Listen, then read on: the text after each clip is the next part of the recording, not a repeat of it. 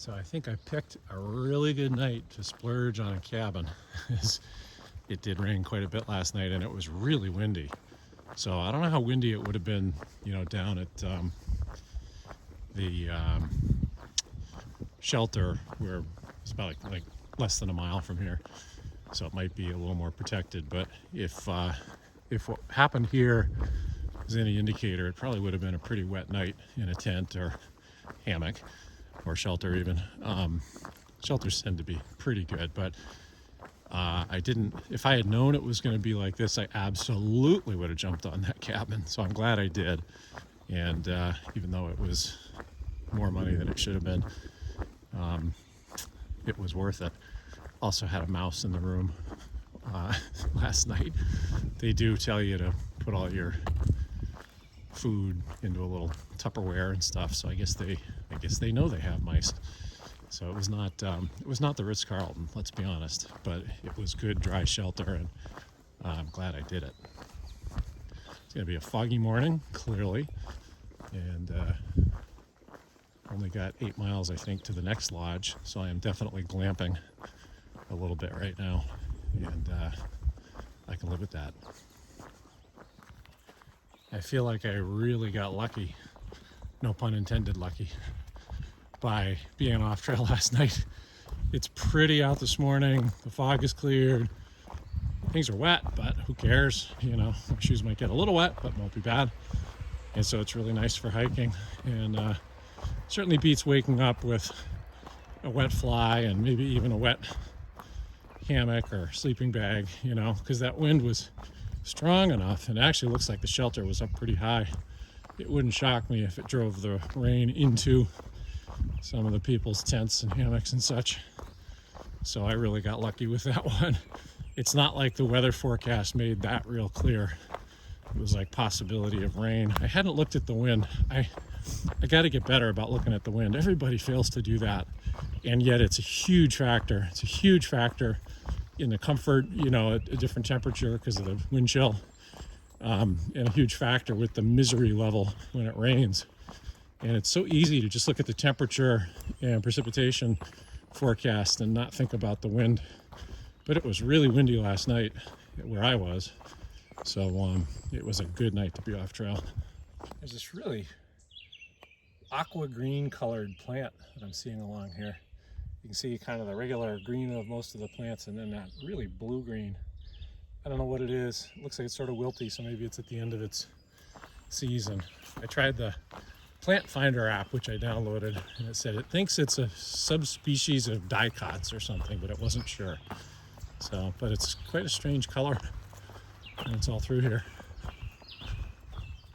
I'm just topping out this climb of, 500 or 600 feet maybe, and it's just so pretty up here. The sun trying to break through the fog and the clouds. It's just really awesome. Plus, it's always fun to get to the top. It is sweaty weather. It's still really humid, but nice cool breeze. And I guess it's going to be in the 90s in the next 2 days, so that's going to be different. That does sap my energy from what I've experienced so far. Even hydrating constantly, I get tired easier, which I guess makes sense. So I may have to adjust mileage a little bit. I don't know. We'll see. This should be the view out into West Virginia. Pretty amazing. Such a big view. So this is the Big Meadows Lodge where I'm spending the night. And it's only 11:15 in the morning, so it feels decadent. But I'll resupply here and get yet more town calories and another good night's sleep, and I should be fully recharged tomorrow morning. Should be fun. This is the view from the deck at the Big Meadows Lodge. Unbelievable.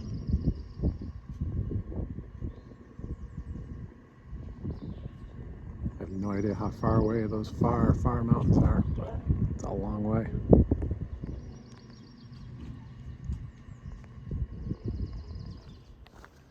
So I just went to the camp store to resupply, and they had adequate resupply stuff, maybe not perfect.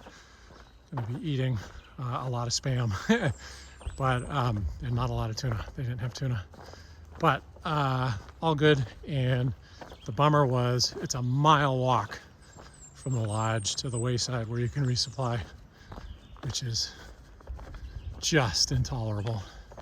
I don't have to have my backpack on. I left it up at the lodge. Hopefully no one stole it. So I got an extra 2 miles of walking today.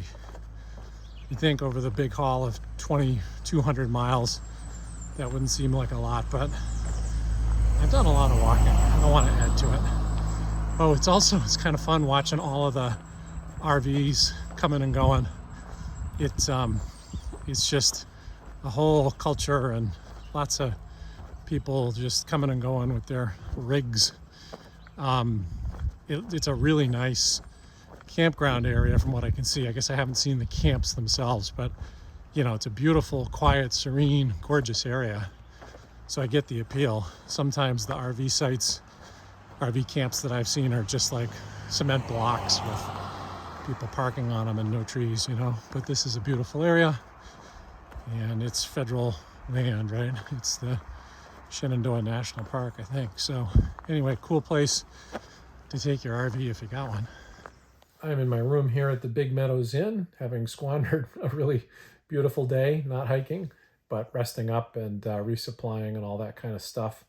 I'm in good shape, ready to go in the morning, and should be only 4 or 5 days from Harper's Ferry, which will be great. That's sort of the unofficial halfway point of the trail, even if it's not exactly halfway.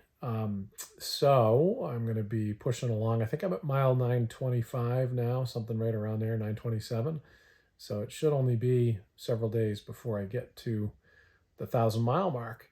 And then be connecting up with my brother and his wife, and my wife coming down. It's going to be really nice. I think I'm actually going to get past Harper's Ferry before then, so I'm going to have him pick me up a little further up the trail if it all goes well. It's going to be really hot the next couple of days, like in the 90s, so I'm not sure how that's going to affect distance, but hopefully it won't be too bad. There is a bunch of potential rain and thunderstorm stuff, so I'm just going to have to play it by ear and see how it goes.